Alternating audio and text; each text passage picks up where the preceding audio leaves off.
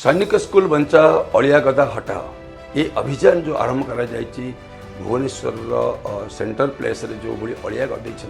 BMC तरफ ताकू हटाइबा पे जो अभियान आरंभ करा जायछि सैनिक स्कूल परी ओडिशार गर्व गौरव को हटाइबा पे जो अभियान आरंभ करछंती सरकार ताकू विरोध करके आमे आसंता काली 4 तारिख रविवार दिन सैनिक स्कूल गेट आगे एक जन प्रतिवाद करुछु आपण मानकु अनुरोध आपण माने सेते जोग दियंतु अंचलवासी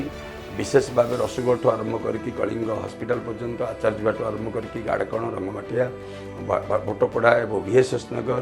गजपति नगर आपणकर लक्ष्मी विहार पर्यंत समस्त जनसाधारण मानक अनुरोध समस्त जोग दियंतु कहीं एभली एक असुविधा को जदि आप विरोध न करेंगे भविष्य में ये एभली एक महामारी रे कन्वर्ट हम ये अलिया गदारू आपण मैंने कलना करें। द्वितीय कथा हूँ जो सैनिक स्कूल को लेकिन हटेया को जो